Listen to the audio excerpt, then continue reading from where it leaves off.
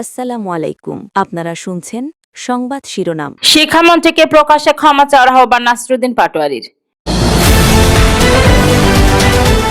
জানিয়ে দেব, আমাকে ঋণ খেলাপি বলে জাতির কাছে ছোট করা হয়েছে, বলছেন সংসদে সরোয়ার আলমগীর। এনসিপির দক্ষিণাঞ্চলের জুলাই পদযাত্রা স্থগিত। সর্বশেষ জানিয়ে দেব, এই ফার্মের মুরগিরা রাস্তায় এসেছিল বলেই আজকে আপনি শিক্ষামন্ত্রী, বলছেন হাসনাত আব্দুল্লাহ। এতক্ষণ শুনছিলেন সংবাদ শিরোনাম, এখন থাকছে বিস্তারিত। শিক্ষামন্ত্রীকে প্রকাশ্যে ক্ষমা চাওয়ার আহ্বান নাসিরুদ্দিন পাটোয়ারীর। শিক্ষার্থীদের নিয়ে শিক্ষামন্ত্রী ডক্টর আনম হেসানুল হক মিলনের সাম্প্রতিক বক্তব্যের সমালোচনা করে তার প্রকাশ্যে ক্ষমা চাওয়ার আহ্বান জানিয়েছেন জাতীয় নাগরিক পার্টির এনসিপির মুখ্য সমন্বয়ক নাসিরুদ্দিন পাটোয়ারী।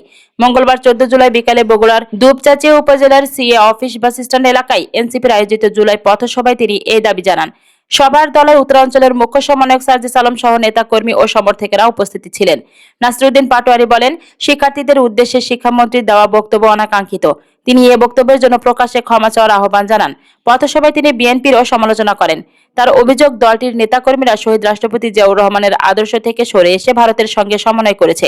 তিনি শেখ হাসিনার শাসন আমলে বগুড়ায় গুম ও হত্যার ঘটনার বিচার দাবি করেন। তিনি আরো বলেন, গণভোটের রায় বাস্তবায়নের বিষয়ে বিএনপি জনগণের সঙ্গে প্রতারণা করেছে। একই সঙ্গে আওয়ামী লীগের বিচার প্রক্রিয়া প্রশ্নবিদ্ধ হলে সে বিষয়ে কোনো ধরনের আপোষ করা হবে না বলেও মন্তব্য করেন তিনি। এ সময় তিনি ওসমান হাদি হত্যাকাণ্ডের বিচার দাবি করেন। সভায় বক্তব্য দেন এনসিপি উত্তরাঞ্চলের মুখ্য সমন্বয়ক সার্জিস আলমও। তিনি অভিযোগ করেন, বিভিন্ন গণমাধ্যমে বিএনপির প্রভাব বেড়েছে এবং এর মাধ্যমে আওয়ামী লীগের পক্ষে বয়ান প্রতিষ্ঠার চেষ্টা চলছে। সার্জিস আলম বলেন, সংস্কার বা গণভোট ছাড়া কোনো সরকার পূর্ণ বৈধতা পেতে পারে না। এ প্রসঙ্গে তিনি বিএনপির শীর্ষ নেতৃত্ব নিয়েও মন্তব্য করেন। পুলিশ ও প্রশাসনের প্রতি নিরপেক্ষ ভূমিকা পালনের আহ্বান জানিয়ে তিনি বলেন, রাষ্ট্রীয় দায়িত্ব পালনে কোনো রাজনৈতিক পক্ষপাত থাকা উচিত নয়। একই সঙ্গে সাবেক প্রধানমন্ত্রী শেখ হাসিনার দেশ ত্যাগের ঘটনাও তার বক্তব্যে উঠে আসে। এবার থাকছে, আমাকে ঋণ খেলাপি বলে জাতির কাছে ছোট করা হয়েছে, বলছেন সংসদে সরোয়ার আলমগীর। আমাকে ঋণ খেলাপি বলে জাতির কাছে ছোট করা হয়েছে বলে মন্তব্য করেছেন চট্টগ্রাম 2 আসনের সংসদ সদস্য সরোয়ার আলমগীর। তিনি বলেন, আমাকে ঋণ খেলাপি বানানো হয়েছে, আমাকে জাতির কাছে ছোট করা হয়েছে। গত 4 মাস আমাকে জাতীয় সংসদে আসতে দেওয়া হয় নাই। আমার এলাকার মানুষ অনেক কিছু থেকে বঞ্চিত হয়েছে। মঙ্গলবার 14 জুলাই সংসদের অধিবেশনের প্রথম অংশগ্রহণ করে স্বাগত বক্তব্য রাখতে গিয়ে একথা বলেন তিনি। এর আগে গত 2 জুলাই শুনানি শেষে 9 জুলাই তার প্রার্থিতা বৈধ ঘোষণা করেন আদালত। তিনি বলেন, আমার বিরুদ্ধে কোনো ব্যাংকে মামলা ছিল না। আমি দ্বিতীয়বারের মতো বিজয়ী হয়ে এখানে এসেছি। ফটিকছড়ির মানুষ আমাকে ভোট দিয়ে আমার আসন তারেক রহমানকে উপহার দিয়েছে। তিনি আরো বলেন, যারা ইনসাফের কথা বলে তারা আমাকে হাইকোর্টের দরজায় দরজায় ঘুরিয়েছে।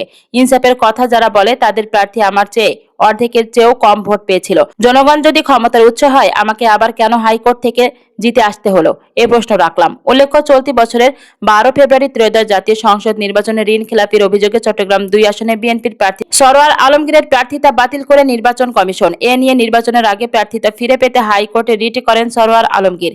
রিটের প্রাথমিক শুনানি নিয়ে গত 27 জানুয়ারি হাইকোর্ট রুল দিয়ে সরোয়ার আলমগীরকে নির্বাচনে অংশগ্রহণের অনুমতি দিতে ও ধানের শীষ প্রতীক বরাদ্দ দিতে নির্দেশ দেন। তবে হাইকোর্টের আদেশের বিরুদ্ধে লিভ টু আপিল করেন একই আসনের জামাতের প্রার্থী মোহাম্মদ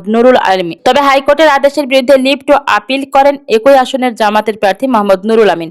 ঋণ খেলাপির অভিযোগ এনে তিনি এ আবেদন করেন। লিভ টু আপিল মঞ্জুর করে গত 3 ফেব্রুয়ারি আদেশ দেন আপিল বিভাগ। আদেশে বলা হয়, যদি তিনি নির্বাচনে প্রার্থী হিসেবে সফল হন তবে সংশ্লিষ্ট আসনে এ সংক্রান্ত আপিলের চূড়ান্ত নিষ্পত্তি না হওয়া পর্যন্ত স্থগিত থাকবে। জানিয়ে দেবে, এনসিপির দক্ষিণাঞ্চলের জুলাই পদযাত্রা স্থগিত। দেশের বিভিন্ন জেলায় ভয়াবহ বন্যা ও জনজীবনের ব্যাপক ক্ষয়ক্ষতির বিষয়টি বিবেচনা করে জাতীয় নাগরিক পার্টি তাদের দক্ষিণাঞ্চলে চলমান জুলাই পদযাত্রা সাময়িকভাবে স্থগিত করেছে। আগামী 15 থেকে 18 জুলাই পর্যন্ত এই কর্মসূচি বন্ধ থাকবে। এনসিপি সূত্র জানিয়েছে, স্থগিত হওয়া কর্মসূচির পরবর্তীতে সমন্বয় করে নতুন সূচি অনুযায়ী আয়োজন করা হবে। এ বিষয়ে পরে বিস্তারিত সময়সূচি প্রকাশ করা হবে। তবে আগামী 19 জুলাই থেকে দক্ষিণাঞ্চলের পদযাত্রা পুনরায় শুরু হবে। ওই দিন বিকাল 3টায় ঝালকাঠির রাজাপুর উপজেলা শহরে এবং সন্ধ্যা 6টায় পিরোজপুরের নেসরাবাদ উপজেলা শহরে জুলাই পদযাত্রা অনুষ্ঠিত হবে। অন্যদিকে উত্তরাঞ্চলের কর্মসূচিতে কোনো পরিবর্তন আনা হয়নি। সর্বশেষ জানিয়ে দেব, এই ফার্মের মুরগিরা রাস্তায় এসেছিল বলেই আজকে আপনি শিক্ষামন্ত্রী, বলছেন হাসনাত আব্দুল্লাহ। শিক্ষামন্ত্রীর সমালোচনা করে জাতীয় নাগরিক পার্টির দক্ষিণাঞ্চলের মুখ্য সংগঠক ও কুমিল্লা 4 আসনের সংসদ সদস্য হাসনাত আব্দুল্লাহ বলেছেন, এই ফার্মের মুরগিরা রাস্তায় নেমেছিল বলেই আপনি আজ মন্ত্রী হয়েছেন। শিলং থেকে সংবিধান বিশেষজ্ঞ আসতে পেরেছেন। মঙ্গলবার 14 জুলাই বিকালে নারায়ণগঞ্জের সোনারগাঁয়ে জুলাই পদযাত্রা ও পথসভায় প্রধান অতিথির বক্তব্যে তিনি সব কথা বলেন। হাসনাত আব্দুল্লাহ বলেন, শিক্ষামন্ত্রী সব জায়গায় গিয়ে বলেন, নকল আর চলবে না। 2026-এর শিক্ষার্থীরা আপনাদেরকে দেখিয়ে দিচ্ছে এই স্ট্যান্ডবাজি আর বাংলাদেশে চলবে না। হাঁটু সমান পানিতে, বুক সমান পানিতে 2026 সালের এইচএসসি পরীক্ষার্থীদের ডুবিয়ে ডুবিয়ে আপনি পরীক্ষা দিতে বাধ্য করছেন। একটা পরীক্ষার প্রশ্ন আপনি প্রণয়ন করেছেন, তার মধ্যে আপনি ভুল রেখে দিয়েছেন। একজন পরীক্ষার্থীর তখন মানসিক অবস্থা কি ধরনের হয় একবার চিন্তা করেন। আপনারা একবার দুঃখ প্রকাশের প্রয়োজনও বোধ করলেন না, বরং এই শিক্ষার্থীদের আপনারা বলছেন মাদকাসক্ত। শিক্ষামন্ত্রীর বক্তব্যের সমালোচনা করে তিনি বলেন, আপনি যাদেরকে ফার্মের মুরগি বলছেন, এই ফার্মের মুরগিরা রাস্তায় এসেছিল বলেই আজকে আপনি শিক্ষামন্ত্রী হয়েছেন। এই ফার্মের মুরগিরা রাস্তায় নেমে এসেছে বলেই শিলং থেকে এসে সংবিধান বিশেষজ্ঞ হয়েছেন। এই ফার্মের মুরগি রাস্তায় এসেছে বলেই আজকে লন্ডন থেকে এসে বাংলাদেশের প্রধানমন্ত্রিত্ব করছেন। শিক্ষামন্ত্রীকে বলবো, শিক্ষার্থীরা গিনিপিগ নয়। শিক্ষার্থীদের নিয়ে এক্সপেরিমেন্ট বন্ধ করুন, কারণ আপনাদের সন্তানরা দেশে পড়াশোনা করে না, তাদের বিদেশে রেখে পড়াশোনা করান। স্বরাষ্ট্রমন্ত্রীর সাম্প্রতিক বক্তব্যের সমালোচনা করেন এনসিপির নেতা। তিনি বলেন, সংবিধান সংস্কার কমিটি নাকি কোনো সংবিধানে লেখা নেই। স্বরাষ্ট্রমন্ত্রী, আপনাকে বলি, যদি এটি না থেকে থাকে 2026 সালের জাতীয় নির্বাচনও কোনো সংবিধানে নেই। সংবিধান অনুযায়ী তো নির্বাচন হওয়ার কথা ছিল 2029 সালে। দেশের বিভিন্ন এলাকায় বন্যা পরিস্থিতির প্রসঙ্গ তুলে হাসনাত আব্দুল্লাহ অভিযোগ করেন, খাগড়াছড়ি, রাঙামাটি, কক্সবাজার, সাতকানিয়া, আনোয়ারা ও বাঁশখালী সহ ক্ষতিগ্রস্ত এলাকায় প্রয়োজনীয় ত্রাণ ও সহায়তা এখনো পর্যাপ্তভাবে পৌঁছায়নি। সোনারগাঁয়ের স্থানীয় রাজনীতি নিয়েও বক্তব্য দেন তিনি।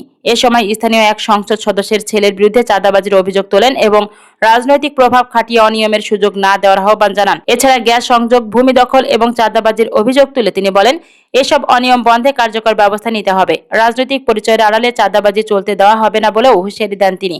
পথসভায় উপজেলা ও স্থানীয় সরকার নির্বাচনে এনসিপির সমর্থিত কয়েকজন প্রার্থীর নামও ঘোষণা করেন হাসনাত আব্দুল্লাহ।